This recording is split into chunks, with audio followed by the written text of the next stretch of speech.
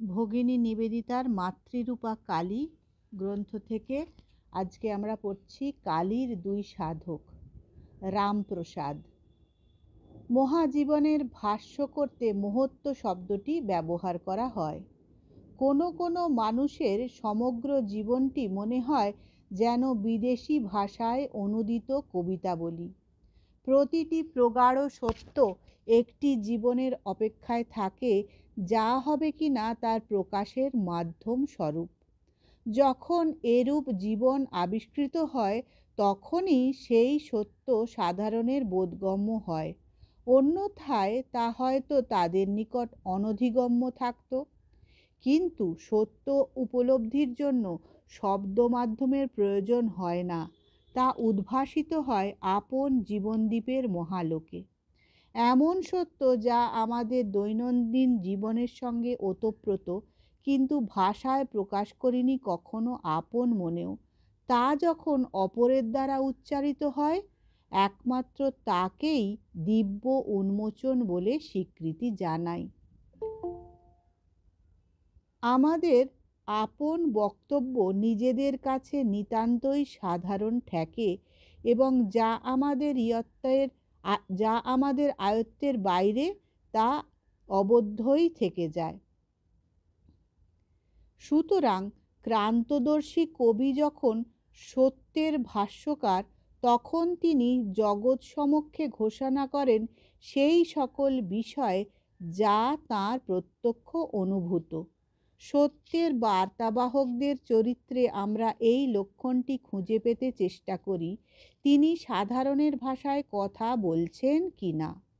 যাদের মধ্যে তা খুঁজে পাই, তাদের বাণী সাগ্রহে শুনি এবং বিশ্বাস করি তাঁর জীবনের মধ্যে সেই তাৎপর্য ফুটে উঠবে যেটা কথার মধ্যে সম্পূর্ণ হয়নি।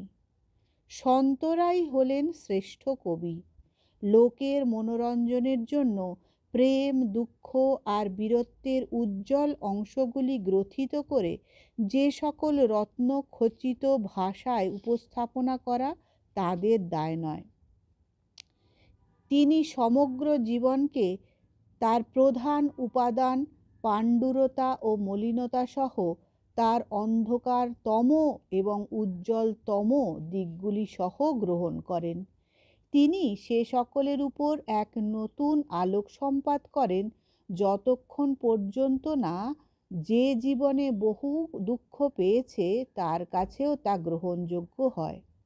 নাট্যকার কেবলমাত্র নাটকীয় ভাবটুকু গ্রহণ করে, কিন্তু মহাপুরুষের নিকট সবটুকুই নাটকীয়। একটি শিশুর তুচ্ছ দাবি, ওথেলোর তীব্র কামনা, যার প্রেরণায় সে ডেসডিমোনাকে হত্যা করে, তার চেয়ে কোনো অংশে কম গুরুত্বপূর্ণ নয়। উভয়ই বিশ্বমনের সঙ্গে সমভাবে সম্পর্কযুক্ত। যে নতুন সুরে তিনি জীবনের পুরনো গানখানি বাঁধেন, তা তাঁকে মানুষের মধ্যে থেকেই খুঁজে নিতে হয়। স্বরের একটি এখান থেকে, অপরটি হয়তো অন্য কোথাও থেকে। মায়ের ছেলে ভুলানো ঘুমপাড়ানি গান, অথবা সন্তানের অন্তিম শয্যাপার্শ্বে তার বিলাপ, শত্রুর বিরুদ্ধে মানুষের আস্ফালন, অথবা তার প্রিয়জনের জীবনের যথোচিত সুরক্ষা করতে না পারার বেদনা, ধৈর্যশীল কৃষকের লাঙল চালনা, সূর্য করোজ্জ্বল দিবসে ছেলেদের হাসি খেলা গান, এ সমস্তই তাঁর কানে কানে ফিসফিসিয়ে যায় এবং তাদের রহস্যের সবটুকু হতেই তিনি শিক্ষা গ্রহণ করেন। অতএব দেখা যাচ্ছে প্রফেটের বাণী নয়, পরন্তু তুচ্ছাতিতুচ্ছের মধ্যে থেকেই নব নব ধর্মচেতনার উদ্ভব। সেই সকল উগ্র আচরণ ও অঙ্গভঙ্গি যা আমাদের সংকুচিত করে, তা আসলে এক প্রকার আবেগের অস্পষ্ট পরীক্ষামূলক প্রকাশ, যার চৈতন্য এখনো সম্পূর্ণ জাগ্রত হয়নি। যখন বহুজনের কল্পনা ও চেতনায় ভাবটি বিস্তৃত হয়, তখনই আবির্ভাব ঘটে একজন অতি মানবের, যার জীবন সেই ভাব সমষ্টির ঘনীভূত রূপ।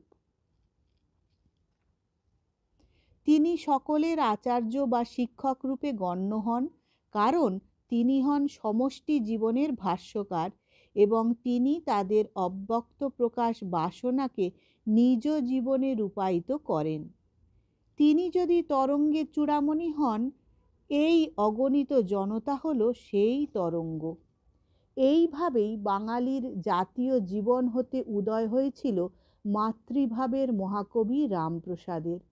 তাঁর বাণী সোজাসুজি তাঁর দেশবাসীর মর্মে ঘা দিয়েছিল। শত বৎসরও পার হয়নি যখন জনতা তাঁর স্বরচিত গান শুনেছে গঙ্গার তীরে। সেই বৃদ্ধ সাধকের উচ্চারিত অন্তিম মুহূর্তের শব্দটি ছিল দক্ষিণা হয়েছে এবং সঙ্গে সঙ্গেই প্রাণত্যাগ। এ তো মৃত্যু নয়, এ হলো রূপান্তর। মনে হয় এ তো এই সেদিনকার ঘটনা। জমিদারের সেরেস্তায় এক মুহুরী হিসেবে তাঁর কর্মজীবনের শুরু। একান্ত নিষ্ঠার সঙ্গেই তিনি তাঁর কর্তব্যকর্ম পালন করতে চেষ্টা করেছিলেন, অবশ্য যতক্ষণ কর্তব্যটা স্মরণে থাকত। একদা সপ্তাহান্তে যখন তাঁর মনিব কাজের অগ্রগতি দেখতে রামপ্রসাদের হিসেবের খাতাখানি খুললেন, দেখলেন তার প্রথম পৃষ্ঠায় লেখা হয়েছে গান, যার প্রথম পংক্তি হলো, আমায় দাওমা তবিলদারি, আমি নিমক হারাম নই শঙ্করী। হিসেব খাতার পাতায় পাতায় এরূপ অজস্র গান। গানগুলির ছত্রে ছত্রে একটি ব্যাকুল ক্রন্দন অনুরণিত হয়েছে বারবার, মা মা। ধর্মোন্মাদ মানুষকে চিনতে পারে না এমন হিন্দু বিরল, তাই অবিলম্বেই তার প্রতিভা স্বীকৃত হলো। কিছু মাসিক ভাতা বরাদ্দ করে অবশিষ্ট জীবনের জন্য তাকে চাকরি স্বীকার করা থেকে অব্যাহতি দেয়া হলো। ফলস্বরূপ সংগৃহীত হলো মাতৃভাবব্যঞ্জক অসংখ্য শ্যামা সঙ্গীত, যা আজও মানুষের মুখে মুখে ফিরছে। বাংলার গ্রামে গঞ্জে এমন অনেক রামপ্রসাদী সঙ্গীত ছড়িয়ে আছে যা আজও নথিভুক্ত হয়নি, কিন্তু সেসব সঙ্গীত জাতীয় জীবনের সঙ্গে এমনই অচ্ছেদ্য হয়ে আছে যে সেগুলি কখনো হারাবে না, এমন আশা করা অমূলক নয়। পরবর্তীকালে রামপ্রসাদের খ্যাতি ছড়িয়ে পড়ে। এক গ্রীষ্মের দিনে গঙ্গাবক্ষে ভাসতে ভাসতে তাঁর ছোট্ট নৌকাখানি গিয়ে পড়েছিল বাংলার প্রতিভাবান তরুণ নবাব সিরাজউদ্দৌলার বজরার সন্নিকটে। বজরায় উঠে এসে তাঁকে গান শোনাতে আদেশ করলেন নবাব। কবি স্থান কাল পাত্রের সঙ্গে সামঞ্জস্য রক্ষা করে উপযুক্ত সুরে বাঁধলেন তাঁর বীণাটি এবং সচেষ্ট হলেন উচ্চাঙ্গ সঙ্গীত পরিবেশন করতে। কিন্তু মুসলমান নবাব সেসব শুনতে আগ্রহী না হয়ে মিষ্টস্বরে আদেশ করলেন, আমাকে তোমার নিজের গান শোনাও। বলা বাহুল্য, তাঁর প্রজা অত্যন্ত আনন্দের সঙ্গে সে আদেশ পালন করেছিলেন। তাঁর সেই সরলতামণ্ডিত সাহিত্য এতই গভীর যে কোনো প্রশংসাবাক্য দ্বারা তার তল পাওয়া যায় না, কারণ তাঁর রচনাসমূহের মধ্যে সাহিত্যে যা বোধ করি অনন্য, যাতে সেই রকম এক বিরাট কবিকে পাই যার প্রতিভা ব্যয়িত হয়েছিল শিশুভাবের উপলব্ধিতে। আমাদের ইউরোপীয় কাব্যজগতে উইলিয়াম ব্লেক অনেকটা কাছাকাছি হলেও তাঁর সমতুল্য নন। সামাজিক পদমর্যাদার প্রতি অপূর্ব উদাসীনতা প্রকাশের ক্ষেত্রে রবার্ট বার্নস এবং অতি সাধারণ বিষয়ের মহিমা কীর্তনের ক্ষেত্রে ওয়াল্ট হুইটম্যান রামপ্রসাদের সমগোত্রীয় বলা যায়। কিন্তু তাঁর সেই শিশুসুলভ অগ্নিশুভ্র ঔজ্জ্বল্য তার নিখুঁত জুড়ি পাওয়া অসম্ভব। বার্ধক্য তাঁর সেই স্বভাবটিকে স্তিমিত করতে পারেনি, বরং তা তাকে স্থিতধী ও আত্মস্থ হতে সাহায্য করেছিল। শিশুর মতোই তিনি কখনো উদাস, কখনো উচ্ছল, কখনো হতাশ, কখনো অধীর। শিশুর আচরণে এসব উদ্দেশ্যহীন, কিন্তু রামপ্রসাদের ছিল এক গভীর উদ্দেশ্যের তীব্রতা। তাঁর উচ্চারিত প্রতিটি শব্দই ছিল জগন্মাতার মহিমা কীর্তনে মুখর। তার সকল সরলতা হেতু যেন এমনটি মনে না করা হয় যে আমাদের এই কবিবরকে বিনা আয়াসেই বোঝা সম্ভব। অবশ্য তাতে আশ্চর্য হবার কিছু নেই। ডিভাইন কমেডি সম্যকরূপে বুঝতে হলে রোম ও ফ্লোরেন্সের ইতিহাস গভীরভাবে অনুধ্যানের প্রয়োজন। প্রকৃতপক্ষে তাঁর দেশের ও জাতির সংস্কৃতি সম্পর্কে গভীর জ্ঞান আয়ত্ত না হলে একজন কবিকে বোঝা সম্ভব নয়। দান্তে সম্পর্কে যে কথা সত্য, তবে সেই মানুষটি যিনি জন্মগ্রহণ করেছিলেন বহু সমুদ্র ও মহাদেশের ওপারে এক জটিল শতাব্দী প্রাচীন সভ্যতার অন্তরালে, তার সম্পর্কে অনেক বেশি সত্য। অবশ্য এ প্রশ্ন মনে জাগতে পারে, প্রাচ্যের আপাত আড়ম্বরহীন প্রকাশভঙ্গিমা কিছু পরিমাণে বিভ্রান্তিকর কিনা। শোনা যায় চীনা জাপানি শিল্পী একটি 4 লাইনের নিসর্গচিত্রের মধ্যে তাদের জাতীয় ভাবের সমগ্র তত্ত্বটি এমনভাবে প্রবেশ করিয়ে দিতে পারে যে ইউরোপীয় বোদ্ধার নিকট তার অন্তর্নিহিত দ্বৈত উদ্দেশ্য সম্পর্কে কিছু মাত্র অনুমানের অবকাশ ঘটে না। হিন্দুদের ক্ষেত্রে তা আরও বেশি সত্য। উদাহরণস্বরূপ সেই বিখ্যাত ছত্রটির কথা ধরা যাক। মহাদেবের শরীরে নিত্য সতীদাহ। এখানে তুষার শৃঙ্গের প্রেক্ষাপটে পার্বত্য অরণ্যের রূপ বর্ণনা করা হয়েছে এবং তৎসহ বহু অনুষঙ্গের ব্যঞ্জনা। জাপানি শিল্পী সম্বন্ধে যা বলা হলো, রামপ্রসাদের ক্ষেত্রে তা একান্তভাবে সত্য। তিনি বিশ্বরহস্যের সত্যটুকু প্রচ্ছন্ন রাখেন কেবল ভাঙা খেলনা, বৈশাখের বৃষ্টিধারা অথবা শিশুভাবের রৌদ্রছায়ার অন্তরালে। জগন্মাতার প্রতি ভক্তির আকুতি ছাড়াও তাঁর মানসে জীবন সম্পর্কে এমন এক পূর্ণাঙ্গ ধারণা রয়েছে যা আমাদের নিকট অপরিচিত। পবিত্রাত্মারাই ঈশ্বর লাভ করবে, এই বাণীর সারমর্ম প্রাচ্যদের সম্পূর্ণ আক্ষরিক অর্থেই গ্রহণ করেছে। তাদের লক্ষ্য পাপ হতে নিষ্কৃতি পাওয়ার বা পরিত্রাণ নয়, তাদের লক্ষ্য সেই পরিত্রাতার শক্তিতে ঈশ্বরকে সরাসরি প্রত্যক্ষ করা। এশীয়দের ধারণায় অতীন্দ্রিয় অনুভূতির পক্ষে শরীরই প্রকৃত বাধা স্বরূপ। ভাষাই অর্থ প্রকাশের বাহন, একথা ঠিক নয়। আসলে একটি মন অপর মনের নিকটবর্তী হয় মাত্র। অপরিণত ভাষায় শব্দসমূহ চিন্তারাজি ব্যক্ত করতে পারে না, কিন্তু অতি পরিণত যে ভাষা, তাও ভাবের আভাস বা ইঙ্গিত দিতে পারে মাত্র, তার বেশি কিছু নয়। স্নায়ুসমূহ যন্ত্রণা সৃষ্টি করে না, কারণ দেখা যায় আমাদের কাল্পনিক সুখ ও দুঃখ শারীরিক সুখ দুঃখ বোধ অপেক্ষা অনেক বেশি তীব্র। সুতরাং আমাদের স্বাভাবিক রূপ রস বর্ণ গন্ধ স্পর্শ বোধ, যা আমাদের অনাত্ম ধারণা সৃষ্টি, এমনই এক গুণ যা সত্য বস্তুকে আবৃত করে রাখে এবং ততক্ষণই যতক্ষণ না আমরা সত্যকে বরণ করার মতো শক্তি লাভ করি। যতদিন পর্যন্ত ইন্দ্রিয় সমূহের উপর আধিপত্য বিস্তার করতে না পারি, ততদিন এই শরীরের সীমায় বন্দী থাকতে হবে অথবা বারবার তার মধ্যে ফিরে আসতে হবে।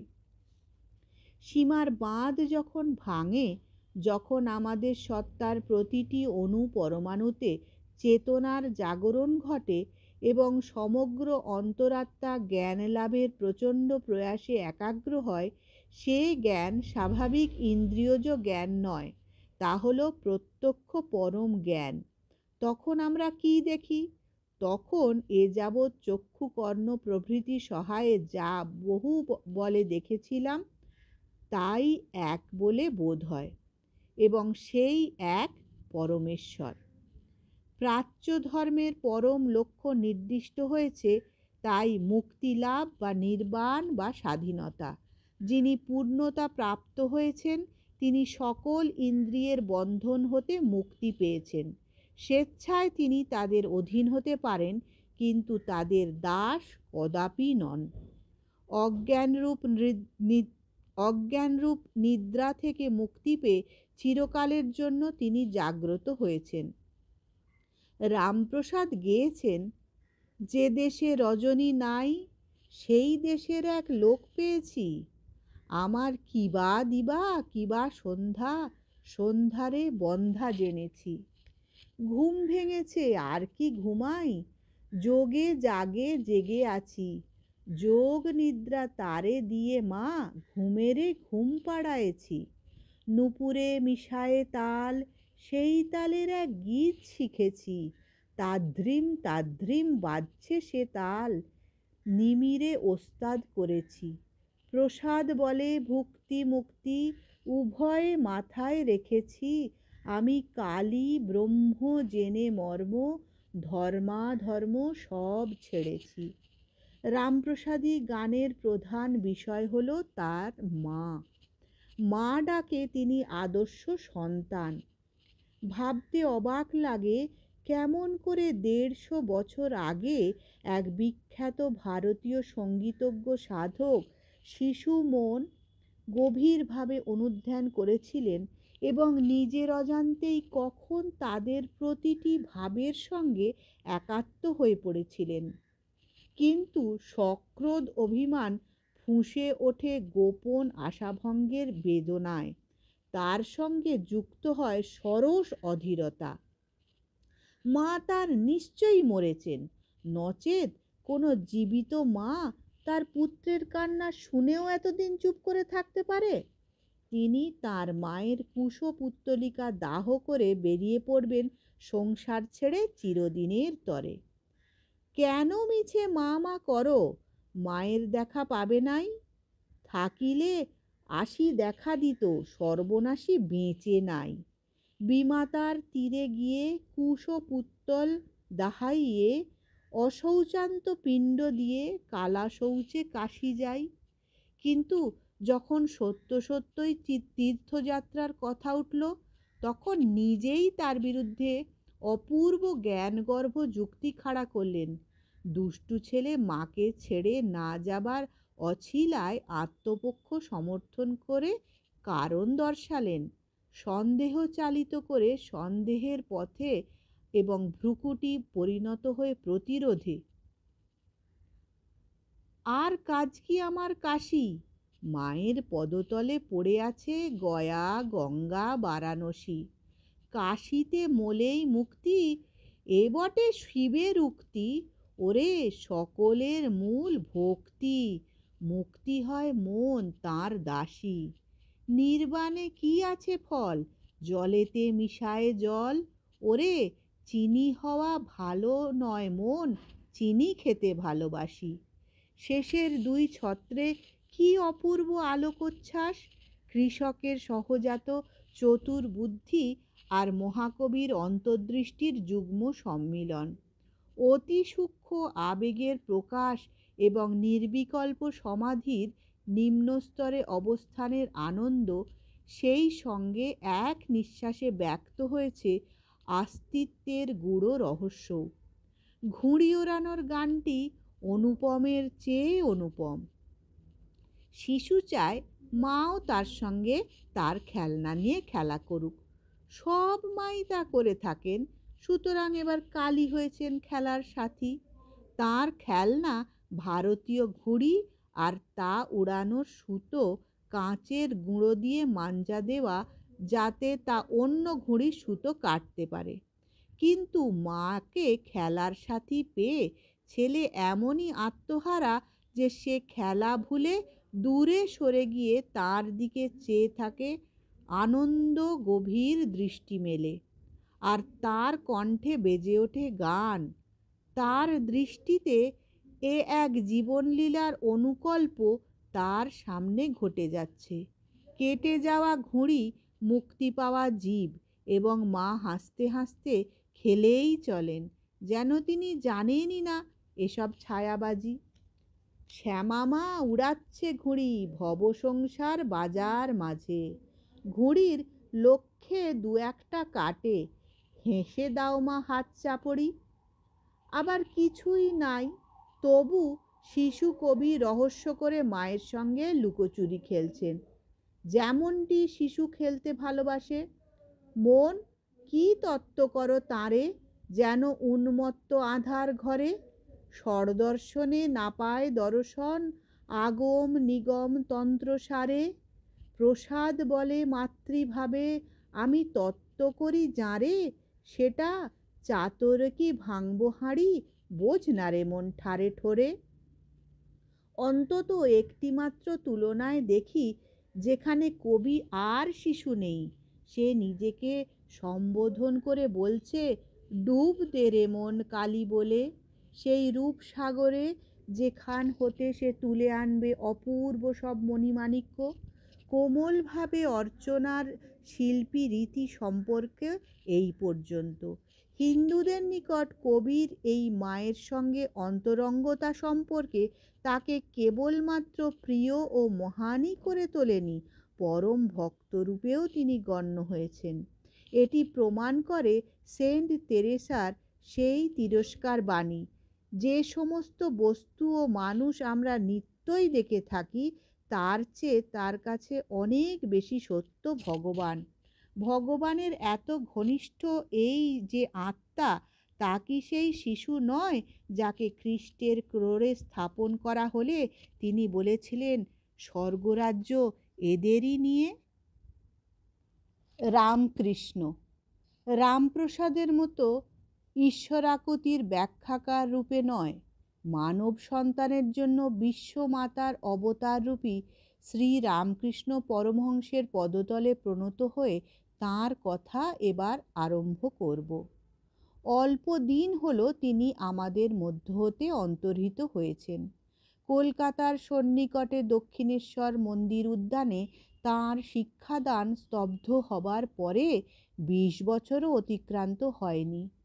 তার মধ্যে দিব্যভাবের এমনই প্রকাশ ঘটেছিল যে যারা তাঁকে চিনেছিল এবং ভালোবেসেছিল, আজও তাঁরা তাঁকে আমাদের প্রভু বলে উল্লেখ করে ভক্তি বিনম্র চিত্তে স্মরণ করে থাকে। অখণ্ড প্রার্থনা ও অশ্রুতপূর্ব কৃচ্ছ সাধনা রামকৃষ্ণের জীবনে পরিণতি লাভ করেছিল পরমের মহা উপলব্ধিতে, যার প্রেরণায় তাঁর অহংয়ের সামান্যতম অংশও অবশিষ্ট ছিল না। অতঃপর যে মানুষটি জীবিত ছিলেন ও ভক্ত শিষ্যদের সঙ্গে আলাপ ব্যবহারাদি করেছিলেন, তা তাঁর বাইরের খোলটুকু ভিন্ন আর কিছুই নয়। হৃদয়ে বিরাজিতা জগন্মাতার ইচ্ছা ব্যতীত তাঁর পক্ষে অপর কার্য করা অসম্ভব ছিল। শোনা যায় তিনি আমি আমার ভাব প্রকাশার্থে সর্বদাই এখানে যিনি আছেন হৃদয়ের দিকে অঙ্গুলি নির্দেশপূর্বক বলাই অধিক পছন্দ করতেন, অথবা বলতেন আমার মা। প্রথম জীবনে তার শারীরিক কাঠামো মনে হয় নিশ্চয়ই খুবই দৃঢ় ছিল, সেই জন্যেই তা দীর্ঘ 50 বৎসরের আধ্যাত্মিক উন্মাদনার প্রবল বেগ ধারণ করতে সক্ষম হয়েছিল। কিন্তু আশ্চর্যের ব্যাপার হলো তাঁর চরিত্রের অনন্ত ভাবময়তা ও বহুমুখীনতা। তাঁর এই পূর্ণ বিকাশিত মনই প্রতিটি হৃদয়ের সমস্যা ঠিক নিজের মতো করেই উপলব্ধি করতে সাহায্য করেছিল। আধুনিক কালে একমাত্র তিনিই সম্ভবত ঠিক ঠিক বিশ্বমনের অধিকারী ছিলেন। তাঁর সমগ্র ব্যক্তিসত্তায় যে অপূর্ব ঐক্যের সমন্বয় ঘটেছিল, তার প্রশান্তি আজও সেই ক্ষুদ্র ঘরটিতে পরিপূর্ণ করে রেখেছে, যে ঘরে তাঁর মহিমাময় অস্তিত্ব জমাট বেঁধে আছে। বোধিবৃক্ষের তলাটিতে যেখানে ছিল তাঁর ধ্যানের আসন, শেষ যেবার সেখানে গেছি সেই ক্ষুদ্র কক্ষটি কতই দিন, কতই না অকিঞ্চিৎকর দেখে এলাম। রাতের আঁধার তখন নেমে এসেছে। একটা ছোট্ট তৈলপূর্ণ সলতেযুক্ত দ্বীপে বিছানার পবিত্র চাদরটি এবং প্রভুর প্রতিকৃতির সম্মুখে যত্নে নিবেদিত তাজা ফুলগুলি উজ্জ্বল। দ্বীপ শিখাটি তুলে ধরা হলে বিশাল ছায়াগুলো মনে হলো যেন কোনো ঊর্ধ্ব মায়ালোক হতে নত হলো, বুঝিবা তাঁর পদতলে প্রণত হতে। তাঁর ব্যবহৃত জিনিসগুলি ঠিক তেমনই আছে। শয্যা পার্শ্বে সেই ছোট্ট তক্তাপোশখানি, ঘরের কোণে রাখা বিশাল জলের জালাটি, দেওয়ালে টাঙানো দু চারটে দেবদেবীর পট, ব্যাস আর কিছু না। বাইরে তখন আষাঢ়ের ঘন বর্ষার অশ্রান্ত ধারা ভেসে আসে মন্দির প্রাঙ্গণের কোল ঘেঁষে প্রবাহিত স্রোতস্বিনী গঙ্গার অবিরাম নাদধ্বনি। আরও কত রূপে কতভাবেই না দেখেছি তাকে। দেখেছি পোস্তার ধারে যখন রক্তকরবীরা গোলাপের সঙ্গে কানাকানি করে, যখন পিছনের আম্রকুঞ্জ ছেয়ে যায় প্রস্ফুটিত মুকুলে, অথবা সন্ধ্যাকালের নিস্তব্ধতা ভঙ্গ করে প্রার্থনাকালের সুস্মিত হাসির ন্যায় বেজে ওঠে কাঁসর ঘণ্টা। দেখেছি তাকে স্নিগ্ধ শীতল পুষ্পসৌরভ সুভাসিত নিদাগ দুপুরে। কিন্তু আষাঢ়ের সেই নিঃস্ব রাত্রির মতো কখনোই নয়, এবং রিক্ততার অমন ঐশ্বর্যময় রূপও আর দেখিনি কখনো। মহাপণ্ডিত এবং প্রতিপত্তিশালী ব্যক্তিরাও এখানে আদৃত হয়ে নিজেদের গৌরবান্বিত বোধ করেছেন। একজন প্রত্যক্ষদর্শী, যিনি প্রায়ই সেখানে উপস্থিত থাকতেন, বলেছেন, আমাদের প্রভুর সম্মুখে আমাদের মনে হতো যেন শিশু। ঐশ্বর্য ও পাণ্ডিত্যে যে জগতে বিন্দুমাত্র প্রভেদ সৃষ্টি হয় তা তাঁর ধারণাতেই ছিল না। তাঁর গ্রামের উচ্চপদস্থ ব্যক্তি যখন তাঁর সম্মুখে অর্থ ও মদগর্বে নিজেকে জাহির করছিল, বিরক্তি সহকারে তিনি তাকে বিদায় করেছিলেন। সম্ভ্রান্ত মানুষদের সঙ্গ হতে বিচ্ছিন্ন হয়ে তিনি হয়তো কোনো সন্তপ্তা নারীর গার্হস্থ্য কাহিনী শুনতে অথবা অখ্যাত কোনো বালককে ধর্মোপদেশ দিতে ব্যয় করেছেন ঘণ্টার পর ঘণ্টা। এমন কেউ নেই যার ওপর তাঁর প্রভাব গভীরভাবে দাগ কাটেনি। এক ধর্মনেতা, যিনি প্রাচ্যে ও পাশ্চাত্যে প্রভূত খ্যাতি লাভ করেছেন, তাঁর সংস্পর্শে এসে ঈশ্বরকে মাতৃভাবে আরাধনার আদর্শে অনুপ্রাণিত হয়ে নিজ শিক্ষাধারা পরিবর্তিত করেন। অধুনা ভারতবর্ষের এক অন্যতম শক্তিধর মানুষ বাল্যকালে তাঁরই পদপ্রান্তে শিক্ষা গ্রহণ করেছিলেন। কৃষিজীবী ব্রাহ্মণ বংশে জাত এই প্রায় নিরক্ষর মানুষটি আপাতদৃষ্টিতে কদাচিৎ লিখতে বা পড়তে পারতেন, কিন্তু মৌলিক চিন্তা বা যদি ব্যাপক অর্থে পড়াশোনার কথা ধরা হয়, তাহলে তিনি যথার্থ বিদ্বান ছিলেন। তাঁর স্মৃতিশক্তি ছিল অসাধারণ এবং শোনার কানও ছিল তীক্ষ্ণ, যার ফলে সংস্কৃত শব্দের ধ্বনি তার অনুবাদ সহ হুবহু মনে রাখতে পারতেন। এবং যেহেতু তাঁর নিকট অজস্র শাস্ত্র সাহিত্য আবৃত্তি করা হতো, তাই প্রায়ই সেই অবসরে তাঁর জ্ঞান ভাণ্ডার সমৃদ্ধ হয়ে উঠেছিল অসাধারণভাবে। যে সময়ের কথা বলছি, অর্থাৎ জীবনের শেষ 20 বছর, তিনি এক উজ্জ্বল আলোকবর্তিকা স্বরূপ ছিলেন। সমগ্র বঙ্গদেশ, উত্তর পশ্চিম অঞ্চল ও নেপালে তিনি সিদ্ধ যোগীরূপে পরিচিত ছিলেন, এবং সাদামাটা প্রাচ্যরীতিতে বহু মানুষ তাঁকে দর্শন করেছেন। তাঁর সান্নিধ্যে এসে লোকে এমন এক শক্তির অস্তিত্ব অনুভব করত, এমন জ্ঞানের পরিচয় পেত, যার ইয়ত্তা করা তাদের সাধ্যাতীত ছিল। তিনি ছিলেন যেন এক মহাসঙ্গীত, এবং মহান সঙ্গীত যেমন সুরের রেশ রেখে যায় শ্রোতার মনে, তেমনি তার নিকট হতে মানুষ ফিরে যেত আপন কর্তব্যকর্মে আরও প্রাজ্ঞ, আরও মধুর, আরও শক্তিশালী হয়ে। কিন্তু এতৎসত্ত্বেও তার অন্তরঙ্গ জীবনের অধিকাংশ কাল কাটত কিছু তরুণ বালকের সঙ্গে, যারা বেঁচে থাকার স্বাভাবিক প্রেরণা সকল উপেক্ষা করে নিজেদের পরিচয় দিত তাঁর শিষ্য বলে।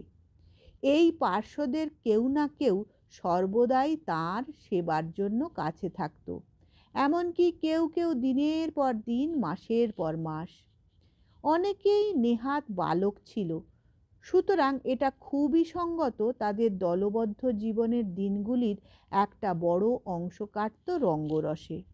তাদের গুরুদেব কখনো নিরানন্দ থাকতেন না, তাঁকে ঘিরে সর্বদাই বিরাজ করত এক স্নিগ্ধ প্রসন্নতা।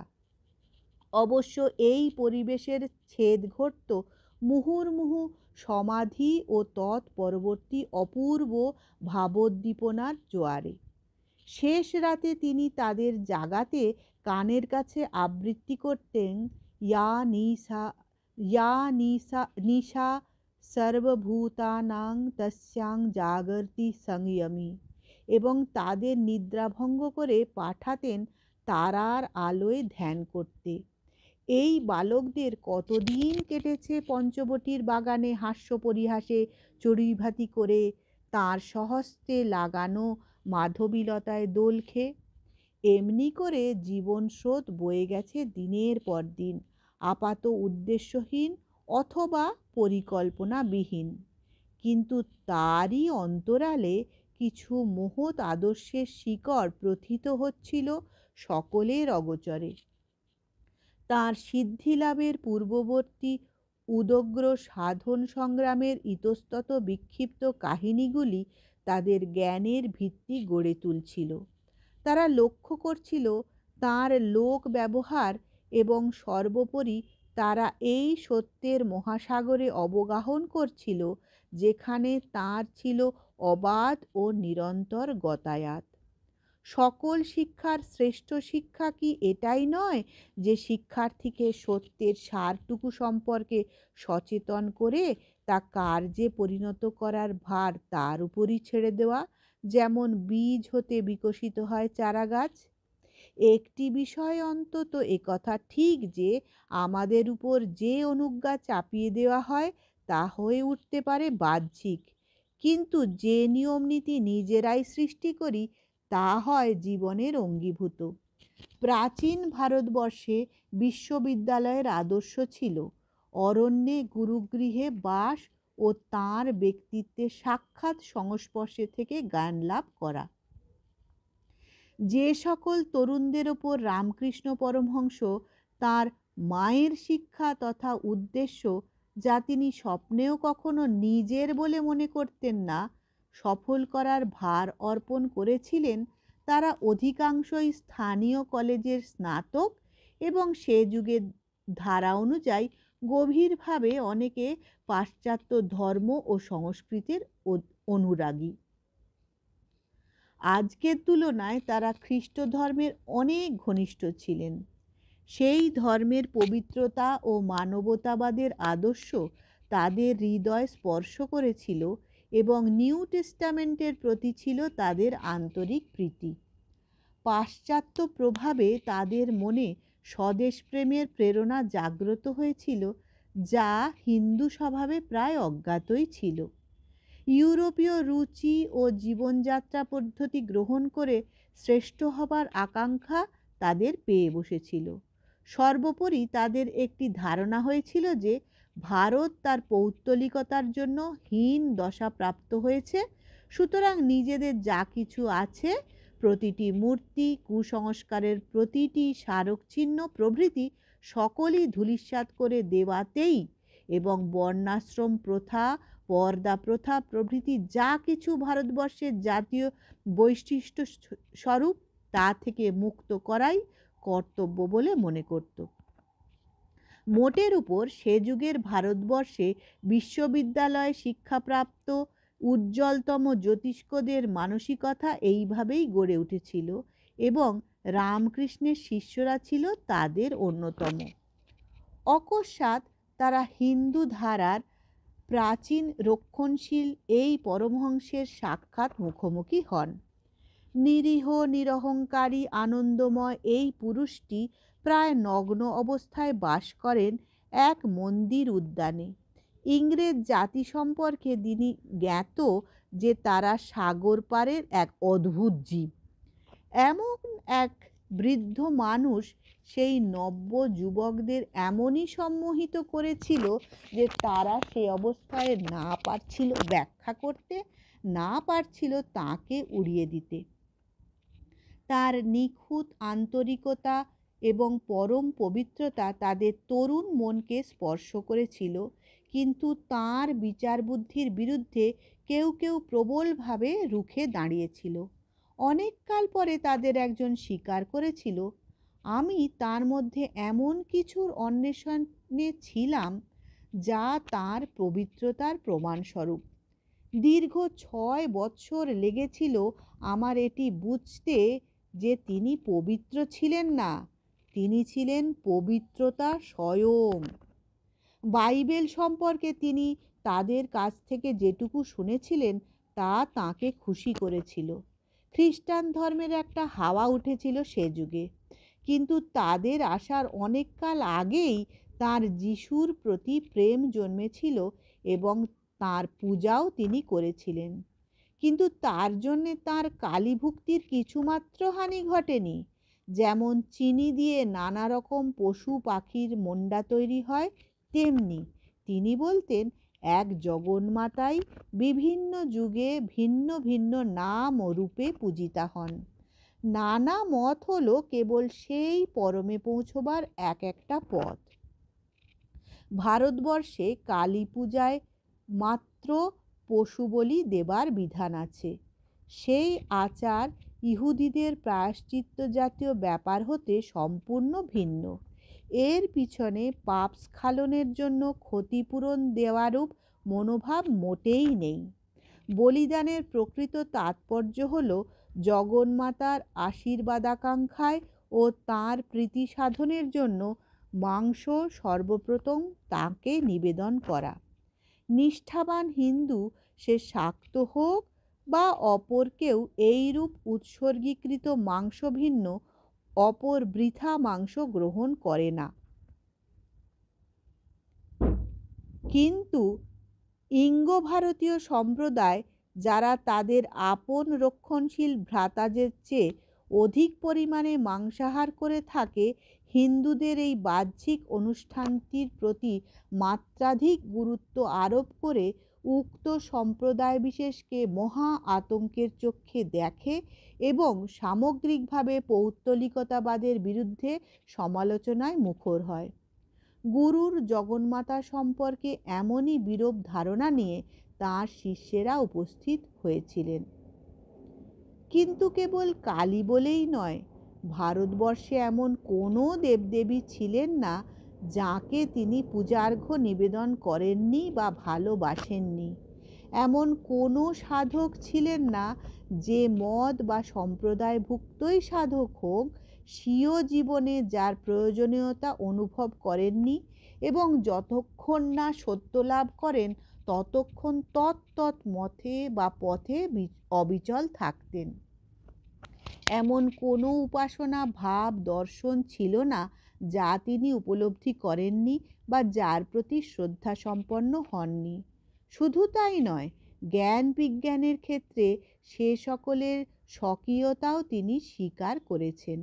বস্তুতপক্ষে ধর্ম সংস্কৃতির চূড়ান্ত রূপ সম্বন্ধে যে সর্বোচ্চ কল্পনা করা সম্ভব তিনি ছিলেন তারই পূর্ণ অভিব্যক্তি। যত মত তত পথ রূপ তত্ত্ব সাধারণভাবে তিনি প্রচার করলেও ভারতবর্ষে তা নতুন কিছু নয়, কিন্তু যে বাণী তিনি প্রচার করেছিলেন তা ছিল আত্মপ্রত্যয় দৃঢ়। তাঁর সেই শিক্ষা স্বধর্মে নিষ্ঠা মানুষ মাত্রেরই কর্তব্য, কারণ বহু ভাবকেন্দ্র থাকাটা জগতের পক্ষে কল্যাণকর। গভীর আত্মবিশ্বাসের সঙ্গে তাঁর সেই দৃঢ় ধারণা, যে কোনো নামে বা রূপে ঈশ্বরকে চিন্তা করা হোক না কেন, তিনি ঠিক সেই নামে ও রূপে দেখা দেবেনই দেবেন। তার সেই পরম আশ্বাস আচার অনুষ্ঠান রূপে বৈধি ভক্তি ঈশ্বর লাভের উপায়স্বরূপ, যেমন শস্যকণা নিহিত আবরণের অন্তরালে, এবং সর্বোপরি তার সেই সর্বপ্লাবী প্রেম, যার প্রেরণায় সকল মতের অনুগামীদের প্রতি উপদেশ, যেখানে অপরে মাথা নত করে ও শ্রদ্ধা নিবেদন করে, সেখানে তুমিও আনত হও, কারণ যে স্থানে বহুজনে একত্রে পূজা করে, সেখানে ভগবানের বিশেষ প্রকাশ। জগতের ইতিহাসে এ তুলনাহীন। ধর্মীয় অনুভূতির সত্যতা সম্বন্ধে যার এতটুকুও প্রত্যয় জন্মেছে, তার পক্ষে বুদ্ধিগতভাবে এটি বোঝা বিশেষ কঠিন নয় যে বিভিন্ন ধর্মমত সেই এক পরম চৈতন্যের অবভাষক। যেমন সমকালীন বিভিন্ন ভাষা এক সাধারণ ভাবের প্রকাশক, কিন্তু কালী মন্দির উদ্যানে শ্রীরামকৃষ্ণ স্বয়ং প্রেরণার প্রতিমূর্তি হয়ে প্রত্যেককে তার নিজ ভাষায় দিয়ে গেছেন লক্ষ্যে পৌঁছবার পথ নির্দেশ। এই মহাপুরুষটির প্রেমের কোনো সীমারেখা ছিল না। কেবল আন্তরিক হলেই হলো। জাতি সংস্কার বা মানসিক বিকাশের স্তর, এসব কিছুই তার প্রেমে প্রতিবন্ধকতা সৃষ্টি করত না। যারাই তার পদতলে এসে হাজির হয়েছিল, প্রত্যেককে তিনি স্বতন্ত্র স্থান দিয়েছিলেন। জগতের প্রতিটি জীবের মুক্তি তার আদর্শ ছিল, এবং তার দৃষ্টিতে যে জগৎ একটি তুচ্ছ প্রাণীকেও স্থান দিতে অক্ষম, তা অসম্পূর্ণ। এরূপ ভালোবাসাই সর্বজয়ী, এরূপ ভালোবাসাই মাতৃরূপিণী ঈশ্বর নামের যোগ্য। এই মহাপ্রেমী তাঁকে আত্মহারা করেছিল, অন্য কিছুই ভাবার অবকাশ তাঁর ছিল না। আত্মসংযমের সেই দিনগুলিতে অতি অন্তজ শ্রেণীরও পদতলে তিনি নতজানু হয়েছিলেন, স্বহস্তে কায়িক সেবা করেছেন তাদের। জীবনের অন্তিম দিনগুলিতে যখন গলায় ক্যান্সার, ক্ষতে শয্যাশায়ী, কথা বলা প্রচণ্ড যন্ত্রণাদায়ক, তখনও যারা তাঁর উপদেশ প্রার্থী হয়ে এসেছিলেন, তাদের শিক্ষা দেবার জন্য উদগ্রীব ছিলেন। শিষ্যদের কাছে এই গোপন রহস্যটি ক্রমশ উন্মোচিত হচ্ছিল, কিন্তু বাহ্যিক সমারোহের কোনো কিছুই ছিল না। বালক ভক্তদের নিয়ে দিব্যি হাসি গল্প করতেন এই বৃদ্ধ মানুষটি। তারই মাঝে কখনো চোখে ঝিলিক হেনে তাদের কাউকে দিচ্ছেন সাংসারিক উপদেশ, ফোঁস করবি, গোখরো সাপের সঙ্গে তুলনা করে, কিন্তু কামড়াবি না। আবার কখনো বা গম্ভীর সুরে বলছেন, বর্ণমালা ৩৬টা অক্ষরের ৩টি বলছে স স স, সহ্য কর।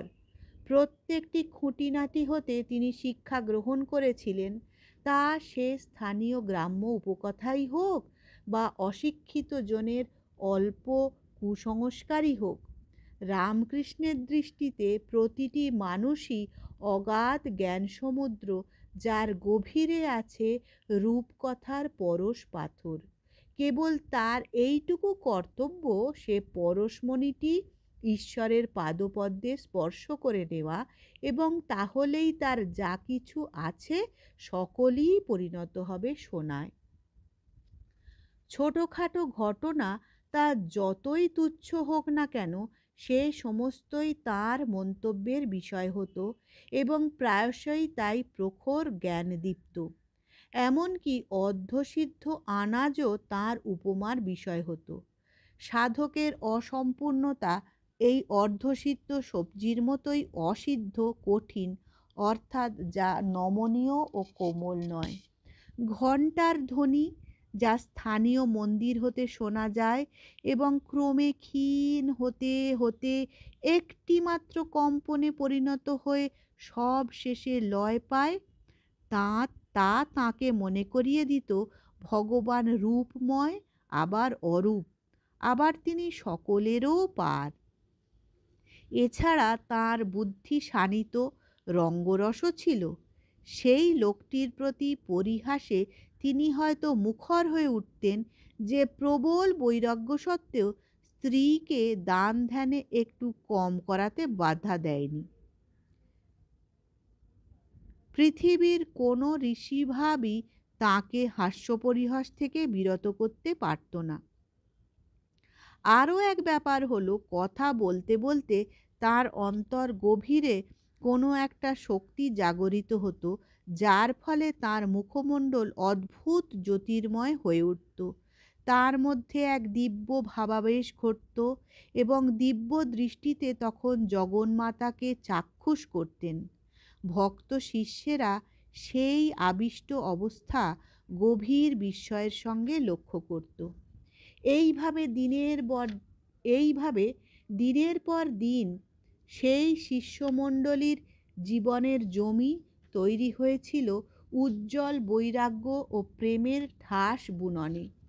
অবশেষে তাদের একজন উচ্ছ্বসিত আবেগে বলেছিলেন, তিনি কি উপদেশ দিয়েছিলেন তা বড় কথা নয়, আসল কথা হলো তাঁর সান্নিধ্যে আমরা কিরূপ জীবনযাপন করেছি এবং তা কখনোই শব্দের মাধ্যমে প্রকাশ করা যায় না। অবশেষে এলো শুক্লপক্ষের সেই রাতটি। শিষ্যেরা এসে জড়ো হলো তাঁর চারপাশে।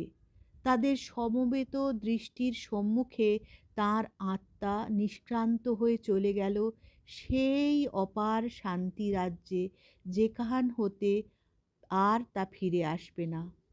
এমনকি সেই অন্তিম ক্ষণটিতেও তিনি হঠাৎ উঠে বসেছিলেন তাদের একজনের মনের নিভৃত চিন্তার উত্তর দিতে। অবশেষে তাদের ফেলে তিনি চলে গেলেন তাদেরই একজনের ঈশ্বর কীর্তন শুনতে শুনতে, যার গান তিনি শুনতে ভালোবাসতেন। সবার শেষে রাতের আঁধারে এলেন এক নারী। তাঁর পদতলে বসে মৃদুস্বরে রোদন করতে করতে তাঁকে মা বলে ডেকে উঠলেন। সে নারী তাঁর শিষ্যা, তাঁর স্ত্রী। পরবর্তীকালে সেই ছেলের দল যখন পরিণত হলো, তারা বহন করে নিয়ে গেল তাদের গুরুর মহান বাণী দেশ হতে দেশান্তরে। তারা বুঝেছিলেন গুরুর প্রথম জীবনের সাধনা ও সিদ্ধির ইতিহাস তাদের পরম সম্পদ, যার তুল্য মূল্যবান আর কিছুই তিনি রেখে যাননি। সুতরাং তাঁর আত্মীয় স্বজন, গ্রাম্য প্রতিবেশীরা দক্ষিণেশ্বরে এলে তাদের সঙ্গে ঘনিষ্ঠ পরিচয়ের সূত্রে তারা জেনে নিয়েছিলেন গুরুর বাল্যজীবনের কাহিনীগুলি। পৃথিবীর মধ্যে ভারতবর্ষই বোধহয় একমাত্র দেশ যেখানে কোনো মানুষ শৈশব থেকেই বিপুল কুসংস্কারের বোঝা সত্ত্বেও জীবনের সার্থকতা সম্বন্ধে সচেতন হতে শেখে। কুসংস্কারের অস্তিত্ব সেখানে আছে অবশ্যই, কিন্তু তারা ক্রমশ তা নির্মূল করতে পারে। শ্রী রামকৃষ্ণের দৃষ্টান্ত দিয়ে বলা যায়, ফল পাকলে ফুল আপনি ঝরে পড়ে। জীবনের গভীর তাৎপর্য সম্পর্কে তিনি প্রথমাবধি সচেতন ছিলেন। নিজ জাতির নিকট হতে উত্তরাধিকার সূত্রে তিনি এই জ্ঞান লাভ করেছিলেন। ধর্ম বিশ্বাসের বস্তু নয়, তা উপলব্ধি করার বিষয়।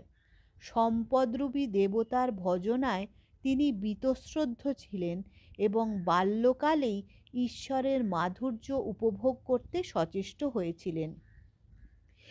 তৎসত্ত্বেও নিজ সুখ সুবিধা উপেক্ষা করে ব্রাহ্মণ্য ধর্মের নিষ্ঠাটুকু কঠোরভাবে বজায় রেখেছিলেন। কিন্তু 20 বছর বয়সকালে সেসব নিয়মনীতি একটিমাত্র চরম আকাঙ্ক্ষায় সংহত হল। বিভিন্ন পারিপার্শ্বিক পরিস্থিতি তাঁকে দক্ষিণেশ্বর কালী মন্দিরের সহায়ক পূজারীর দায়িত্ব স্বীকার করতে বাধ্য করল। অনুমান করা যায়, একজন গভীর ধর্মভাবাপন্ন মানুষ কেবলমাত্র ঈশ্বর সেবায় নিযুক্ত হলে কি অপূর্ব ভাব, কি অপূর্ব ফল হতে পারে! আমাদের স্মরণ রাখতে হবে, রামপ্রসাদ প্রমুখ শক্তি সাধকদের উক্তি ও ভাষা সে দেশের মানুষের নিত্যকার ভাষা। সুতরাং এবার যেন তাকে নির্বাচিত পথটুকু ধরিয়ে দেওয়া হলো। এখন সে পথ পরিক্রমার কাজটি তার কাজ ছিল পুষ্প দ্বীপ সহযোগে দেবীর আরতি করা। কিন্তু ক্রমশ তার সকল অন্তরাত্মা মাতৃদর্শনের আকাঙ্ক্ষায় ব্যাকুল হয়ে উঠল। কেবল একটি জিজ্ঞাসাই তার কানে অহরহ ধ্বনিত হতে লাগল, তিনি কি সত্য? তিনি কি সত্য? ক্রমশ সেই সামান্য কর্তব্যটুকু সমাধা করাও দায় হলো। কখনো সারা দিন ভোর কেবল আরতিই করছেন, কখনো বা মর্মান্তিক হৃদয় বেদনায় সে সকল সম্পূর্ণ বিস্তৃত হতেন। চতুর্দিকে খবর রটে গেল রামকৃষ্ণ পাগল হয়েছে। অতএব যা ঘটে সর্বত্র, লোকে অলৌকিক অসুখ নিরাময় করতে লৌকিক উপায় সন্ধানে সচেষ্ট হলো। আত্মীয় বন্ধু সিদ্ধান্ত করল বিবাহই তার একমাত্র নিদান। এইভাবেই এক বালিকার সঙ্গে তার পরিণয় হলো। সেই বালিকাই অনেক পরে তার এক শ্রেষ্ঠ শিষ্যায় পরিণত হলেন। কিন্তু বিবাহ তার প্রচণ্ড সর্বপ্লাবী ব্যাকুলতা মন্দীভূত করল না। বাধ্য হয়ে তাকে কার্যভার হতে মুক্তি দেওয়া হলো। অবশ্য মন্দির হতে কর্তব্যচ্যুত করাটাই স্বাভাবিক ছিল, কিন্তু কর্তৃপক্ষ তার অসাধারণত্ব উপলব্ধি করে বরং তাকে রক্ষাই করেছিলেন। অতঃপর এক নতুন অধ্যায় শুরু হলো, যার সমস্ত অংশটা জুড়ে আছে এক বিশাল বট ও তৎসংলগ্ন ছোট্ট পর্ণকুটির। উদ্যানের এক নির্জনতম জঙ্গলাকীর্ণ স্থানে নদীর তটে তাদের অবস্থিতি। একটা জায়গায় বেড়ে উঠেছে পাশাপাশি 5টি বৃক্ষ এবং তাদের মূল কাণ্ড ঘিরে চতুর্দিকে বেষ্টন করেছে ইষ্টক নির্মিত গোলাকার বেদি। উত্তর পশ্চিম কোণে অশ্বত্থের এক প্রকাণ্ড শাখা বেদির এক স্থানে নত হয়ে স্থানটিকে আবৃত করে রেখেছে। প্রচলিত বিশ্বাস এটি ঠিক সেই স্থান যেখানে বসে তিনি সিদ্ধিলাভ করেছিলেন। সে যাই হোক, বহু কৃচ্ছতা ও নিরন্তর ধ্যান সাধনার সাক্ষী স্বরূপ হয়ে আছে ওই জায়গাটি। সে কৃচ্ছতা কোনো পূর্ব পরিকল্পিত উপায় গ্রহণ করতে হয়নি, পরন্তু তা স্বতই উৎসারিত হয়েছিল কোনো এক গভীর আরতির অবশ্যম্ভাবী ফলরূপে। রামকৃষ্ণ আহার নিদ্রা ইচ্ছাপূর্বক ত্যাগ করেননি। সেসব করা তাঁর পক্ষে অসম্ভব হয়ে পড়েছিল। শরীর সম্বন্ধে তাকে কষ্ট করে উদাসীন থাকতে হয়নি, তিনি সম্পূর্ণভাবে তা বিস্মৃত হয়েছিলেন। আপন ভাবের প্রেরণায়, প্রাণের এক অদম্য আবেগে, যার জন্য তার শরীর ধারণ তা সফল করার প্রয়াসে কম করেও সুদীর্ঘ 12 বৎসর মুহূর্তমাত্র বিশ্রাম না নিয়ে তিনি নিরত ছিলেন সেই আধ্যাত্মিক সংগ্রামে। অবশেষে তাঁর সিদ্ধিলাভ হলো। মা দেখা দিলেন। সেই মুহূর্ত হতে তিনি এক শিশুতে রূপান্তরিত হলেন।